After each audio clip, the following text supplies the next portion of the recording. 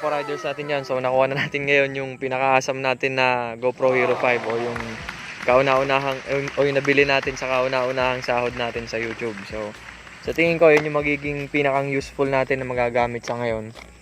Well, may bad news kasi yun nga kanina pagkuha ko nitong GoPro Hero 5 na wala naman yung helmet ko sa parking ng SM Santa Rosa.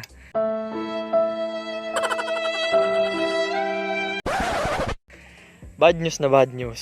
So, pero kahit pa paano naman, nare-relieve naman kasi syempre meron na tayong bagong gagamitin na vlogging camera natin kapag magra-ride tayo or what. So, expect nyo na mga kapwa na marami na tayong mga tutorials, mga demo, at saka mga friendly race. Syempre, hindi mawawala yun. So, abangan lang natin. Kung gusto nyo mga friendly race, ako o kahit sino man sa atin, o kung sino mang gusto maghamon dyan, friendly race lang syempre. So, comment lang kayo guys, tas gagawin natin yan if possible syempre para magkaroon tayo ng mas maraming laman sa mga videos natin. So thank you ulit kay God syempre kasi siya yung nag-blessing sa atin ito, tsaka siya yung nagbibigay sa atin ng kalaman. At salamat ulit sa ating mga kapwa riders kasi syempre sumusuporta kayo sa ating mga pagbablog o sa mga videos natin, nanonood kayo kaya natin nakuha yan. So ilang ulit guys.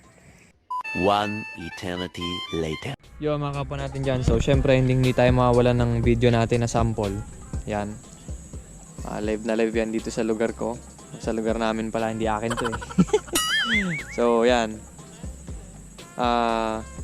Watch out lang mga kapwa kasi syempre dahil sa bago natin na camera, magkakaroon na tayo ng mas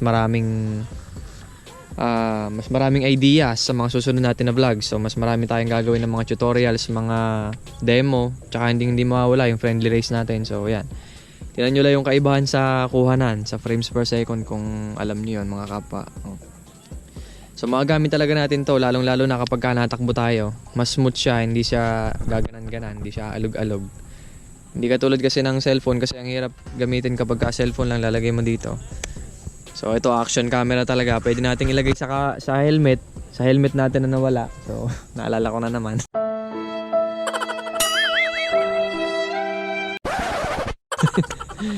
So, ayun, gagawin natin ng paraan. So, kapag magpe-friendly race tayo, syempre, chat lang kayo or comment.